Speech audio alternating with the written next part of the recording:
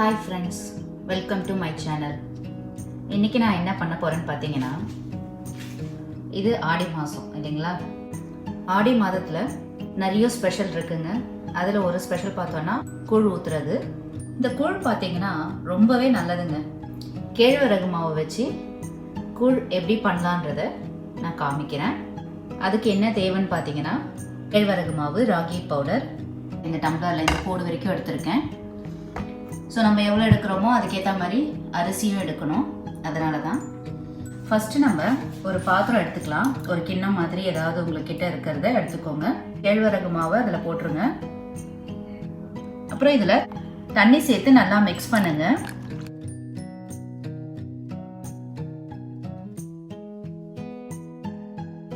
நம்ம இட்லி மாவு எப்படி கொஞ்சம் ஓரளவுக்கு திக்காக இருக்கும் இல்லைங்களா, அந்த அளவுக்கு தண்ணி ஊற்றி மிக்ஸ் பண்ணி வைக்கணும்.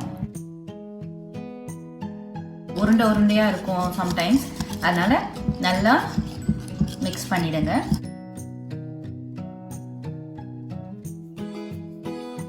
பார்த்தீங்கன்னா தெரியும் நல்லா மிக்ஸ் ஆயிடுச்சு.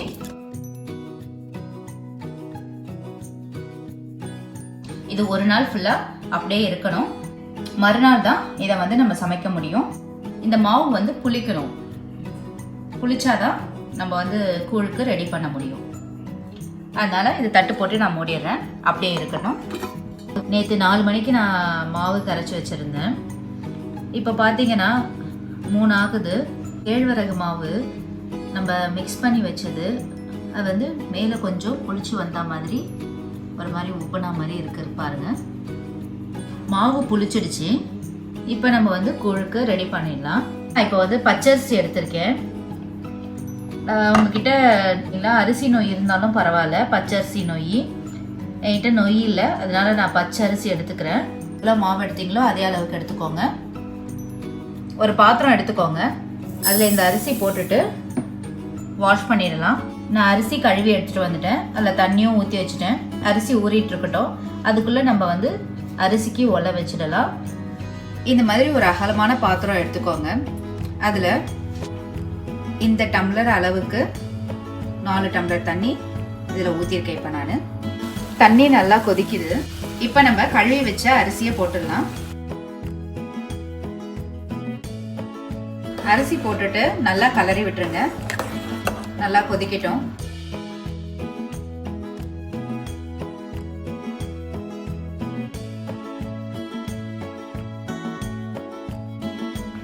சாதம் ஆல்மோஸ்ட் வெந்துடுச்சு. இன்னும் ஒரு கொஞ்ச நேரம் இருந்தால் போதும். ஸ்டவ் நான் சிம்மில் வச்சுருக்கேன். சாதம் தொட்டு பார்த்தீங்கன்னா ரொம்ப சாஃப்டாக இருந்ததுன்னா இதுக்கு நல்லாயிருக்கும்.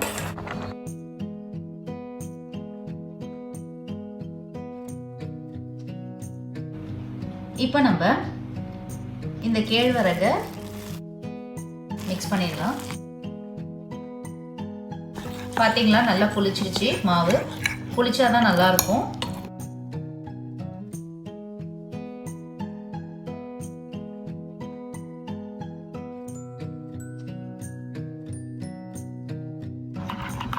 நல்லா மிக்ஸ் பண்ணியாச்சு. இப்போ நம்ம வெந்துட்டு இருக்க அரிசியில நம்ம ஊத்திடலாம்.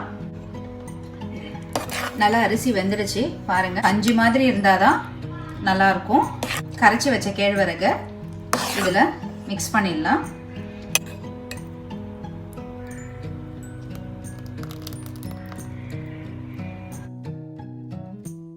பொறுமையா கலரி விட்டுட்டே இருங்க.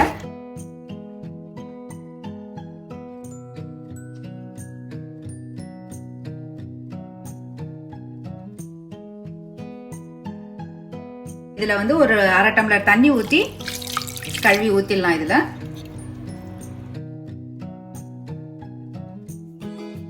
கேழ்வரகு மாவு அரிசியோட கலந்தா மாதிரி நல்லா மிக்ஸ் பண்ணி விட்டுருங்க. ஸ்லோவா வச்சிருங்க ஸ்டவ்வை. நான் 1 டம்ளர் தண்ணி ஊற்றிருக்கேன். அதுக்கப்புறம் மாவு கரைச்சி ஊற்றுனதுக்கு அப்புறம் இந்த மாதிரி நமக்கு ஒரு திக் பேஸ்ட் மாதிரி இருக்கணும். பாருங்க, இந்த அளவுக்கு இருக்கணும்.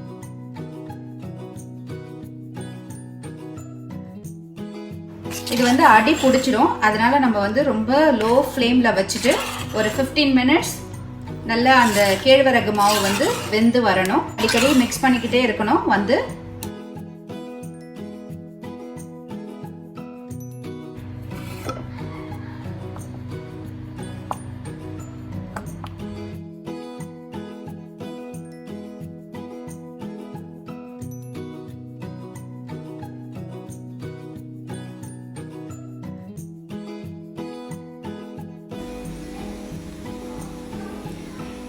இப்போ பார்த்தீங்கன்னா கூழ் நல்லா வெந்திருக்கு, பார்த்தாலே தெரியுது.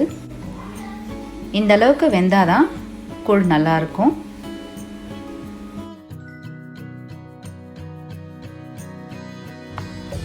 இருபது நிமிஷம் ஆச்சு வேகிறதுக்கு. கரெக்டாக எனக்கு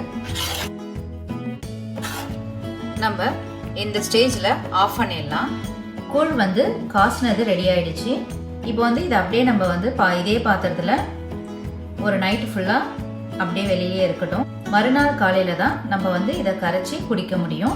அதனால் அப்படியே பிளேட் போட்டு மூடி வச்சிடலாம்.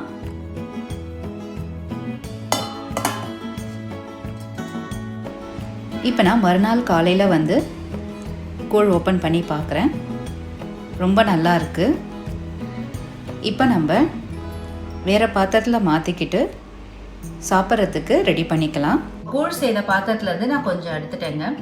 நம்ம இப்போ சாப்பிட்றதுக்கு தேவையானதை எடுத்து தனியாக கொஞ்சம் மிக்ஸ் பண்ணிக்கலாம். இதை மீதி இருக்கிறத வந்து நீங்கள் ஃப்ரிட்ஜில் ஒரு பாக்ஸில் எடுத்து வச்சிட்டிங்கன்னா அது வந்து 1 வீக்கு கூட நல்லாயிருக்கும். டெய்லியும் நீங்கள் மார்னிங் மத்தியானம் உங்களுக்கு எப்போ தேவையோ நீங்கள் கொஞ்சம் கொஞ்சமாக எடுத்து ஃப்ரிட்ஜிலேருந்து எடுத்து நீங்கள் சாப்பிட்டுக்கலாம்.